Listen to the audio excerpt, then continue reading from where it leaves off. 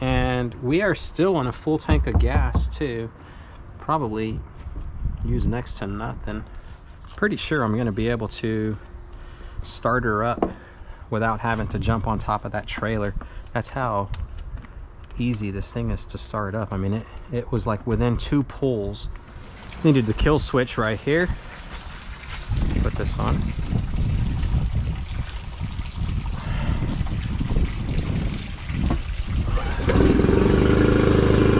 First shot.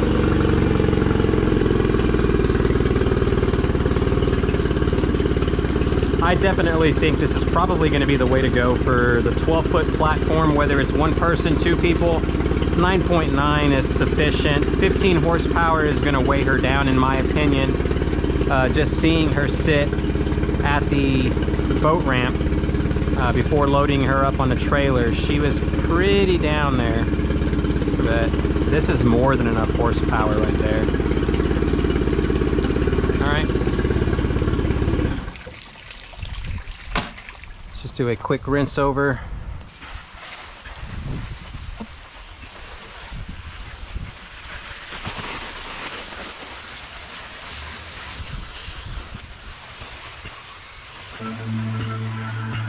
Rinse down the tires, the wheels, trailer,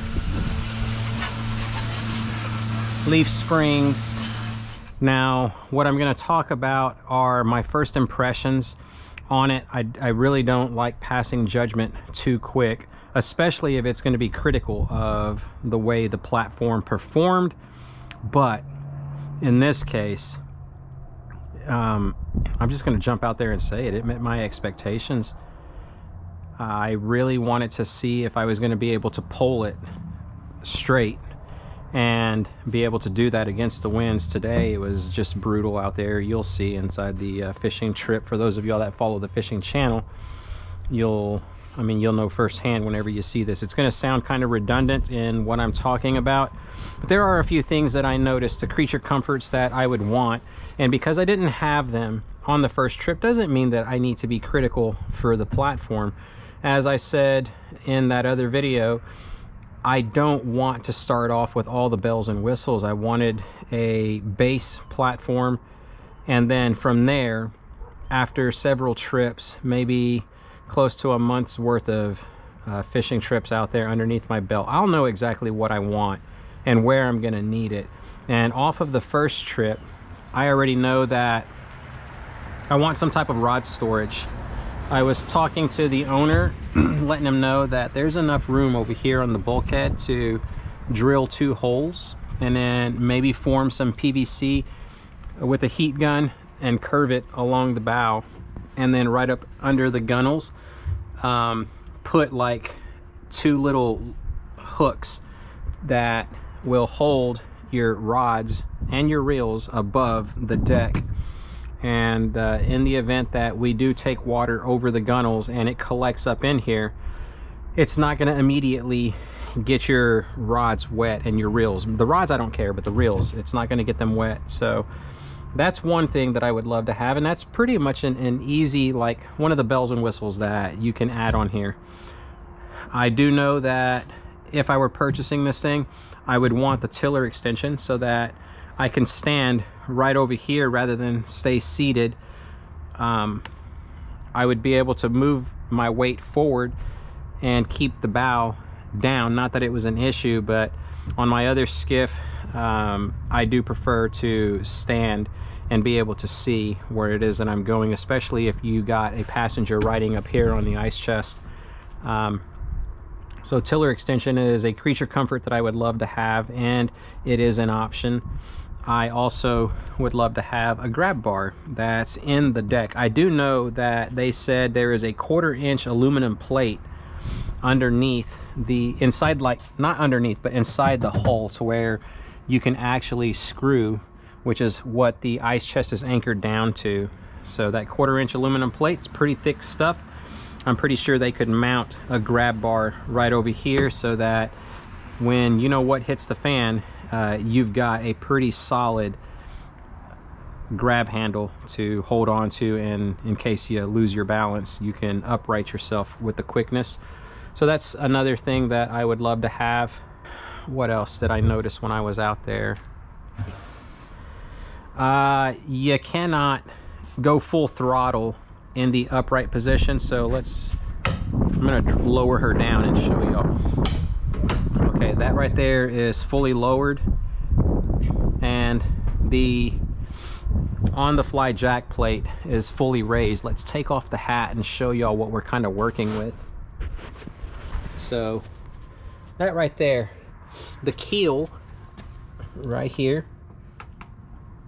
is definitely in line with the prop.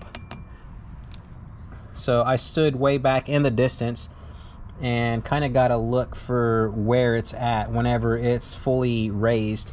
And what happened, what I noticed was I tried to like increase the throttle, give it some gas, and it'll go, but the prop starts to spin, which is what I know to be cavitation, which is the process of bubbles collecting down here because not enough water is being forced because the hull is in the way. Without a tunnel hole or a cavitation, like a proper cavitation plate, one that's big enough to kind of hold that water and collect it and just be brushing it against that prop, it feels like it slips. I'm trying to describe what it feels like. You can definitely feel it, like it's going, and it catches. When it catches that water, then it thrusts forward. So you cannot haul butt. At least in my experience today, I could not go full throttle while the jack plate was all the way up. I'm thinking we get a bigger cavitation plate, and that will probably help us out a lot as far as speed is concerned.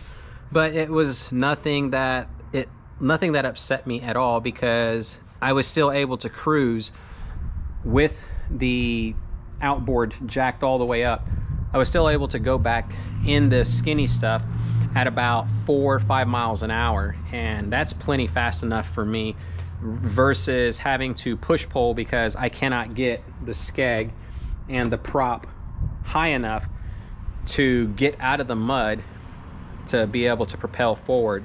In that situation with my other skiff, I was having to use the push pole, and it's no fun whenever that's dragging. So that in itself, again, if this was a tunnel hull, what I'm told by a lot of the experts out there who has poling experience, at least far more than what I've got underneath my belt, a tunnel hole will definitely solve that issue with a proper cavitation plate. So that's one of the things that I've noticed. What I really wanted to see was how far down is that skeg whenever we lower her. So let's fully lower it.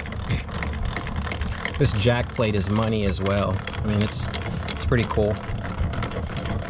Fairly simple. There we go. Now that's the fully low position, and now that cavitation plate right here is a little bit higher than the keel itself. Let me see. No, it's actually right in line with the keel. So that's the way my other skiff runs right there. That's good to know. I'm curious to see how much space that is on my other one. That's about 10 to 12 inches. I can't recall, but I'm gonna go get the tape measure. See what we got right here from the cavitation plate to the bottom of the keel. That's 11 inches approximately. Yeah, so 11 inches of space. That's if we want to go full speed. Currently, right now, the way she's set up, I need at least 11 inches of depth to be able to run before we hit any obstacles. When we got her fully raised, right here is in line with the keel, and that's approximately 6 inches of water that we're going to need, or that we had back there, and we were able to go at about 5 to 7 miles an hour with the outboard fully raised, cruising through that back lake at points. And then also in some of the skinnier portions, like the small ditches in the bayou, is perfectly fine to lower it all the way down. Not bad. Very impressed. Another thing that I wished I had is a flush mount pop-up cleat right here at the bow.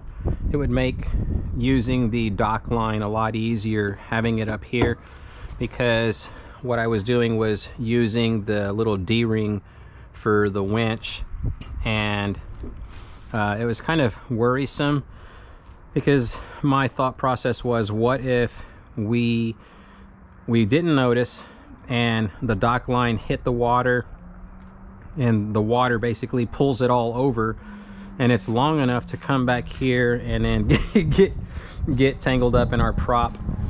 I mean, I had at least the presence of mind to put a little loop knot in that dock line, and then I connected my boga to add weight to keep it from going over.